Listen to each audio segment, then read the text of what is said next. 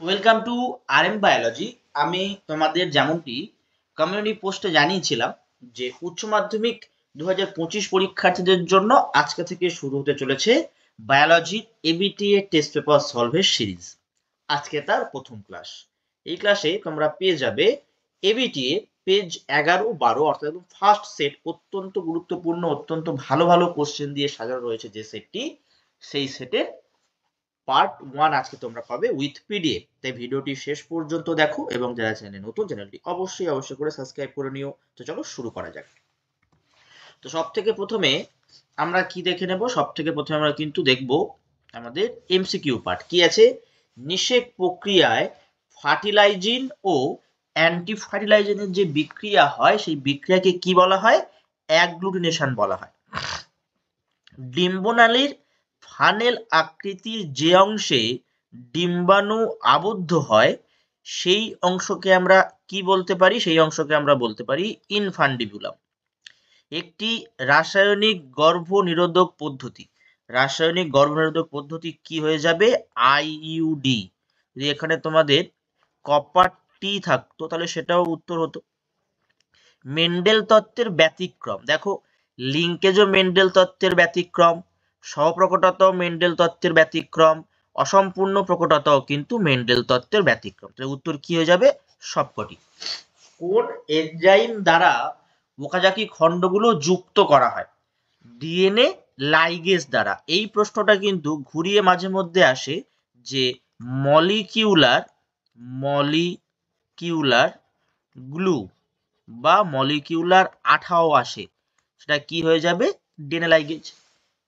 প্রদত্ত কোনটিকে মনোজমি বলা হয়? তো মনো কথার অর্থ কি? মনো কথার অর্থ হচ্ছে এক। ঠিক আছে, তাহলে এখানে একটা বাদ যাবে, জমিতে আমরা একটা বাদ দিচ্ছি, দেখো 2n-1, তাহলে এটা আমরা কি বলতে পারি? মনোজমি। সরীসৃপদের স্বর্ণযুগ, সরীসৃপদের স্বর্ণযুগ কি হবে? উত্তর হয়ে যাবে মেসোজোয়িক। ঠিক আছে, মেসোজোয়িক।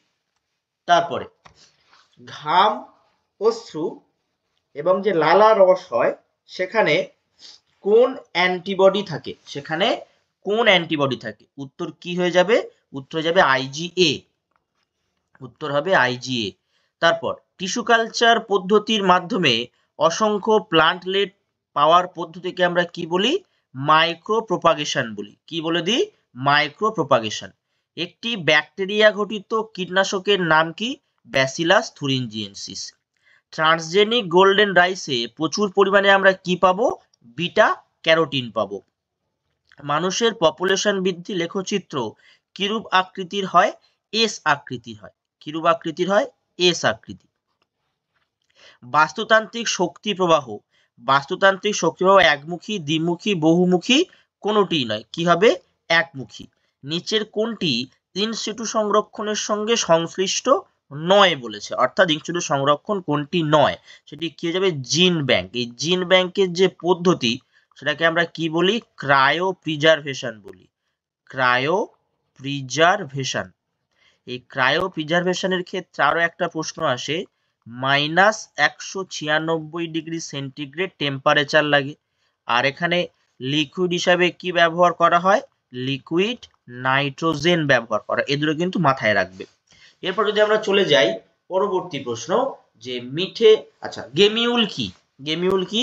মিঠে জলের স্পঞ্জ, স্পঞ্জিলার দেহের অভ্যন্তরে কোরক সৃষ্টি হয়। এই অন্তস্থ কোরকগুলিকে আমরা কি বলি? গেমিউল বলি। তো অথবা কি ছিল?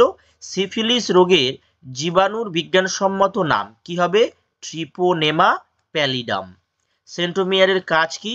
ক্রোমোজোমকে বেমতন্তুর সাথে সংলগ্ন রাখে, সিস্টার ক্রোমাটিডকে পরস্পরের সাথে যুক্ত রাখে।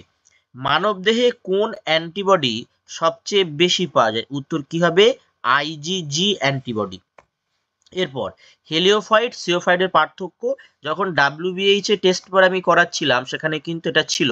যারা এখনো ডাব্লিউবিএইচ এর টেস্ট পেপার সলভ দেখোনি, আমি এই ভিডিও ডেসক্রিপশন বক্সে লিঙ্ক দিয়ে রাখবো, সেখান থেকে কিন্তু অবশ্যই দেখে নিও। হেলিওফাইট, যে সমস্ত উদ্ভিদ উজ্জ্বল আলোয় বসবাস করে তাদেরকে আমরা কি বলবো? হেলিওফাইট বলতে পারি অথবা সান প্লান্ট বলতে পারি। যে সমস্ত উদ্ভিদ কম আলোয় বা ছায়াযুক্ত অঞ্চলে থাকে সেটাকে আমরা কি বলতে পারি? সিওফাইট। তারপরে বলেছে কর্কর বা যেটাকে আমরা ডেট্রিটাস বলি খাদ্য শৃঙ্খলের উদাহরণ দিই। তো দেখো পচনশীল জৈববস্তু থেকে শুরু হয়েছে, ডেট্রিটাস কনজিউমার পাবো, ক্ষুদ্র মাংসাশী মাছ পাবো, বড় মাংসাশী মাছ পাবো। এটা হচ্ছে আমাদের হয়ে গেল।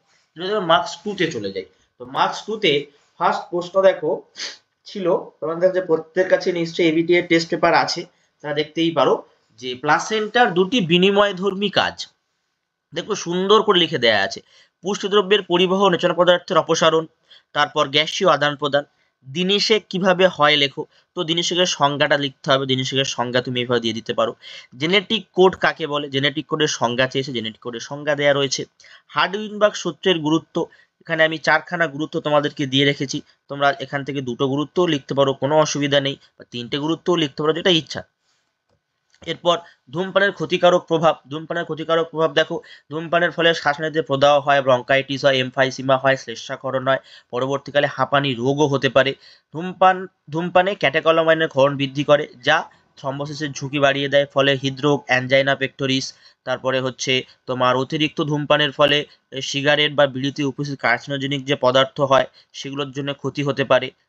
এটা ধূমপানের ফলে নির্গত ধোঁয়ায় উপস্থিত সায়ানাইডের বিক্রিয়ায় রেটিনা, রক্তবাহের খিঁচুনি সৃষ্টি, যাকে আমরা কি বলতে পারি, টোবাকো অ্যাম্প্লিভিয়া বলতে পারি।